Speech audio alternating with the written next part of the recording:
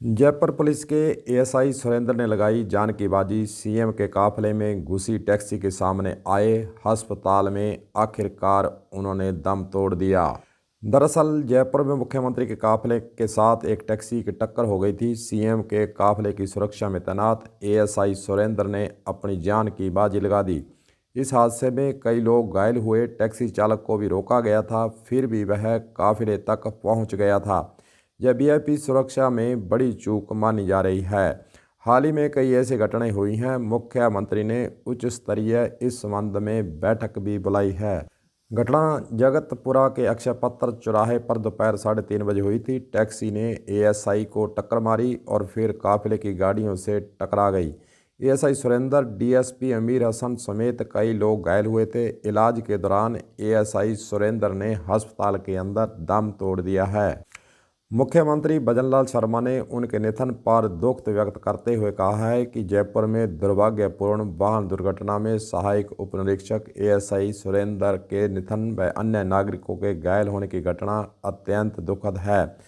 CM Bhajanlal ने यह भी कहा कि इस अपार दुख की घड़ी में हमारी संवेदनशील सरकार मृतक के परिजनों व घायलों के साथ खड़ी है। इस दुर्घटना के उपरांत संबंधित अधिकारियों को घायलों के समुचित चिकित्सीय उपचार सुनिश्चित करने के निर्देश भी दिए गए हैं। मेरी संवेदना शोक संताप परिवार के साथ है। प्रभु श्री राम से प्रार्थना है कि वे दिवंगत आत्मा को अपने ही चरणों में स्थान एवं घायल नागरिकों को शीघ्र पूर्ण स्वस्थ लाभ प्रदान करें। ऐसा बयान मुख्यमंत्री भजनलाल के द्वारा इस घटना के बाद दिया गया है। मुख्यमंत्री के काफिले के सामने अचानक एक अर्टिगा कार आ गई। एएसआई सुरेंद्र उसे रोकने के लिए आगे बढ़े। मुख्यमंत्री की सुरक्षा के लिए सुरेंद्र ने अपनी जान की परवाह नहीं की। वो टैक्सी को रोकने के लिए डटे रहे, लेकिन कार ने उन्हें टक्कर मार दी। इसके बाद कार काफिले की बोलेरो से टकराई। पीछे से आ रही दूसरी गाड़ी भी टक्कर से बच नहीं पाई। इस हादसे में एएसआई सुरेंद्र गंभीर रूप से उस मौके पर घायल हो गए थे। वीआईपी ड्यूटी पर तैनात DSP Amir Hasan, 2 police driver सिपाही देवेंद्र और टैक्सी ड्राइवर पवन को भी इस वक्त चोटें आई थी। हालांकि पिछले 3 दिन में वीआईपी सुरक्षा में फिर बड़ी चूक हुई है।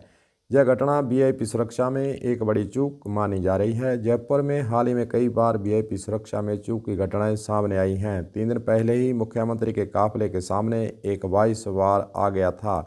मंगलवार को विधानसभा अध्यक्ष के काफिले में 5 युवक घुस गए थे। उसी दिन रात को राज्यपाल के काफिले के सामने भी एक बाइक सवार आ चुका था। मुख्यमंत्री के काफिले में टैक्सी के घुसने से बड़ी घटना है। जयपुर पुलिस के लिए एक बड़ा सबक है। सवाल यह है कि जब वीआईपी रूट पर ट्रैफिक रोका गया तो टैक्सी कैसे काफिले के सामने पहुंची, किसकी गलती से हुआ, कौन जिम्मेदार है। पुलिस अधिकारी इसे एक अप्रत्याशित घटना बता रहे हैं, लेकिन सवाल यह भी है कि जब मुख्यमंत्री सामान्य ट्रैफिक से चलने की पहल करते हैं तो सुरक्षा व्यवस्था कैसे सुनिश्चित की जा सकती है। हालांकि इस घटना के कई सवाल भी खड़े किए गए हैं, जैसे टैक्सी चालक कौन है, वह पुलिस की रोक के बावजूद काफिले के सामने कैसे पहुंचा, क्या पुलिस ने उसे रोकने की कोशिश की, क्या वीआईपी रूट के पहले चौराहों पर ट्रैफिक रोका गया था।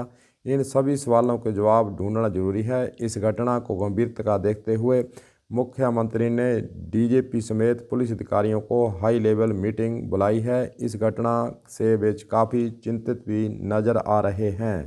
वैसे आपको बता दें कि वीआईपी कारकेट की सबसे आगे वाली गाड़ी में थे DSP Amir Hasan. ASI Surendra traffic duty पर तैनात थे। टैक्सी सबसे पहले उन्हीं से टकराई। डीएसपी अमीर खान वीआईपी कारकेट की सबसे आगे वाली गाड़ी में थे। उन्हीं की बोलेरो से टैक्सी टकराई। पीछे से दूसरी बोलेरो भी टकरा गई। इस हादसे में एएसआई सुरेंद्र को गंभीर चोटें आई थी। डीएसपी अमन हसन सहित कई अन्य भी इस घटना में घायल हुए थे। सुरक्षा इंतजाम पुख्ता होने चाहिए। समीक्षा के बाद उठाए जाने चाहिए सख्त कदम। यह घटना सिर्फ एक हादसा नहीं है, बल्कि सुरक्षा व्यवस्था में एक बड़ी खामी को भी दर्शाती है। इस घटना की पूरी जांच होनी चाहिए और दोषियों को सज़ा भी मिलनी चाहिए। भविष्य में ऐसी घटनाओं को रोकने के लिए सुरक्षा व्यवस्था को और मजबूत बनाए जाने की ज़रूरत है। वीआईपी मूवमेंट के दौरान ट्रैफिक व्यवस्था और सुरक्षा इंतजामों की समीक्षा हो जानी चाहिए, ताकि भविष्य में ऐसी घटनाओं की पुनरावृत्ति न हो। इस घटना से सुरक्षा एजेंसियों को सीख भी लेनी चाहिए और सुरक्षा प्रोटोकॉल को सख्त करने की आवश्यकता है। इस घटना के बाद हालांकि पुलिस पर दबाव है, उन्हें इस मामले की पूरी जांच करनी होगी, दोषियों को सज़ा दिलानी होगी। साथ ही भविष्य में ऐसी घटनाओं को रोकने के लिए ठोस कदम भी उठाने होंगे।